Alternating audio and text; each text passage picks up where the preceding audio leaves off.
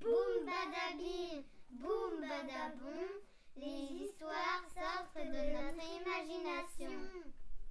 Boum badabim, boum badabouche, les mots sortent de notre bouche. Boum badabim, boum badasson, les sons deviennent chansons.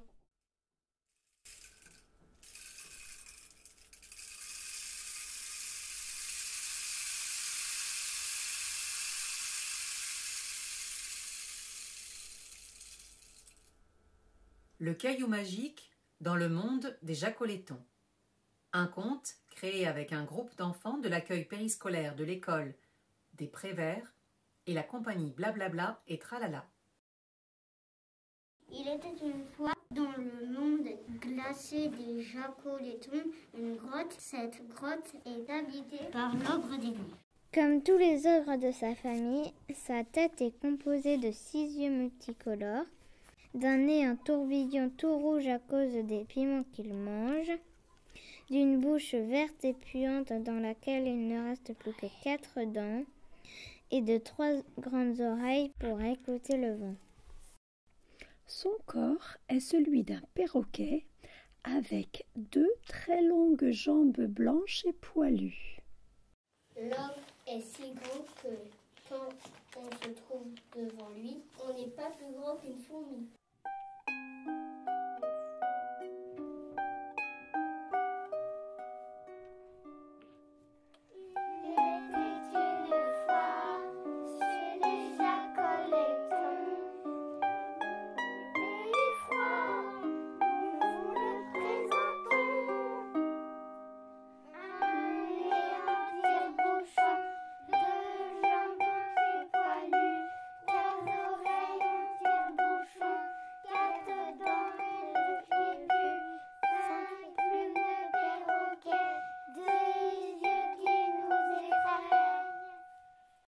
En ce temps-là, le monde des jacolétons connaît une malédiction.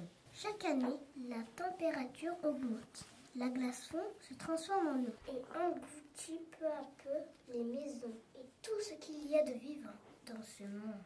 Les habitants se déplacent en haut des montagnes pour se protéger de l'eau.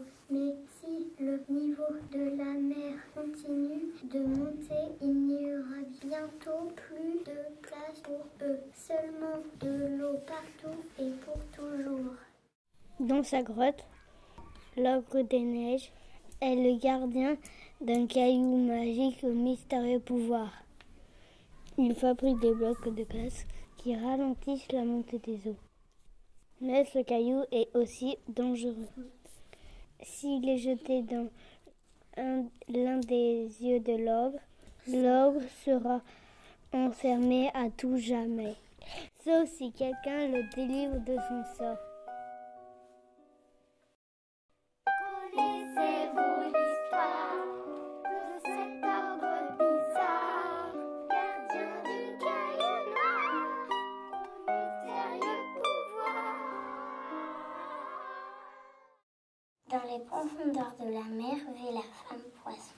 Une femme au visage marron et aux cheveux longs tout jaunes, avec un corps de pieuvre et une queue de poisson couleur arc-en-ciel, dont les écailles pailletées brillent comme des diamants. Cette femme vit en paix sous l'eau. Une femme poisson qui vivait en paix sous l'eau, et dans son château profond, tout y était beau. Mais elle est en colère et elle voudrait se venger de tous ceux qui ont pollué la mer de ses déchets. Depuis quelque temps, son royaume est envahi par toutes sortes d'objets qui n'appartiennent pas à la mer. Des boîtes ont calmé, des canettes de cacolaco, des stacks en style plat, des feuilles de pipa et même des pneus. La femme poisson sait que ces objets viennent du monde de Jacoleton. Dès qu'il y a un objet dont ils ne se servent plus, les Jacoletons le jettent à la mer sans réfléchir. Ils s'enfuient de la mer, elle leur sert de poubelle. Mais les sacs en stick plat tuent les tortues qui les prennent pour des méduses. Et ces amis poissons, quand ils ne sont pas pêchés par les Jacoletons, ils meurent à cause des déchets qui les rendent malades. La femme poisson est très en colère. Elle décide de se venger.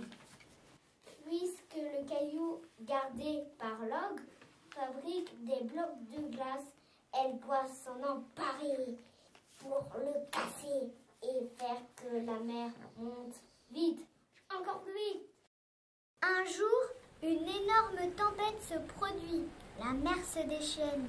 De très hautes vagues touchent parfois le haut des montagnes avec leur écume. L'ogre des neiges, debout devant sa grotte, tient le caillou serré dans sa main. Soudain, il reçoit une grande vague sur la tête. Le caillou lui glisse des mains et tombe dans la mer. D'un coup de queue, la femme poisson, cachée tout près de là, récupère le caillou, le lance de toutes ses forces dans l'un des yeux de l'ogre. L'ogre s'enfonce alors dans le caillou et disparaît à l'intérieur. Le caillou est devenu plus gros à cause de l'ogre qui est maintenant enfermé dedans. Il coule à nouveau dans la mer, tandis que la femme poisson s'enfuit dans les profondeurs de l'eau. Alors que la tempête s'est calmée, un petit qui se promène au bord de l'eau aperçoit le gros caillou qui se reflète en transparence dans l'eau. Une tache blanche de la couleur des poils de l'ogre est visible sur le dessus. Il court prévenir sa mère qui le dit à son père, qui le dit à son voisin, et ainsi de suite jusqu'à ce que la nouvelle fasse le tour du monde des Jacoletons. Ce petit s'appelle Mayan. C'est un enfant joyeux et courageux. Pendant que les grands se réunissent et discutent, Mayan part en cachette à la recherche de la femme poisson. Il emporte avec lui une petite lame sonore qui produit des très beaux sons. Il sait que cela va lui servir. Arrivé près de l'eau, il monte dans une barque et commence à faire des petits bruits avec sa bouche. Puis avec la lame, il chante tout doucement. La la la la la, li, ma sirène jolie, la la la la la, non, mon petit poisson, toi qui fais des sons. La femme poisson dans son château entend le chant de Mayan. Elle ressent une grande tristesse, mais cela lui donne aussi du courage, parce que ce sont des mots gentils pour elle.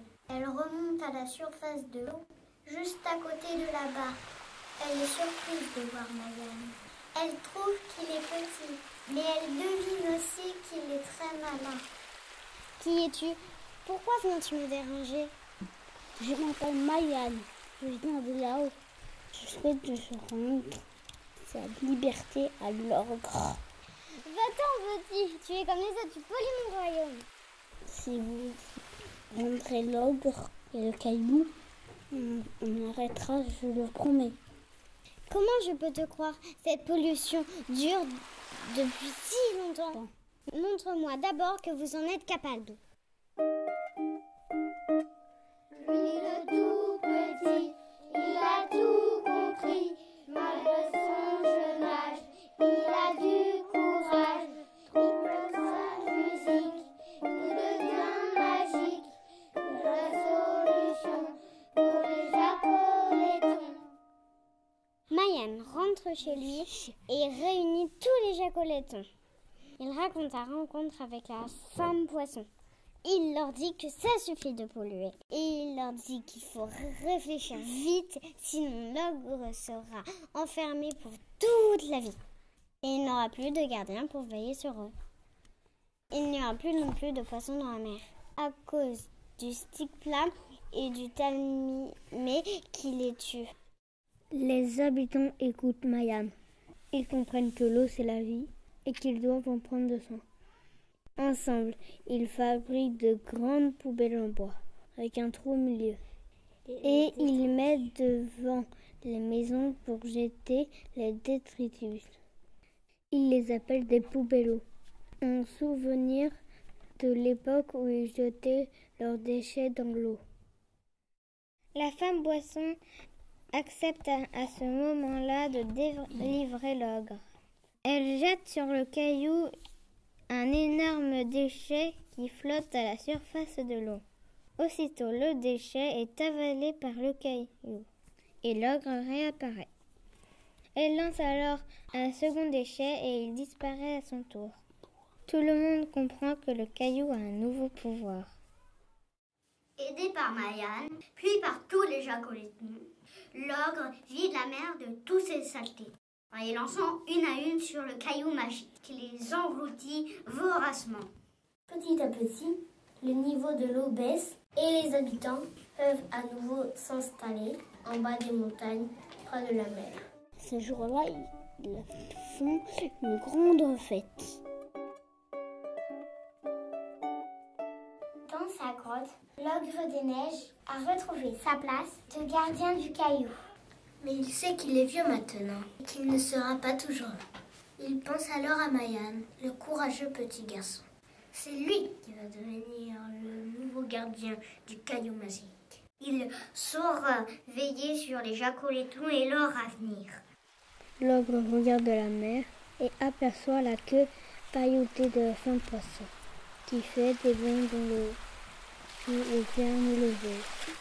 Et il s'endort bercé par le chant de jacoléton.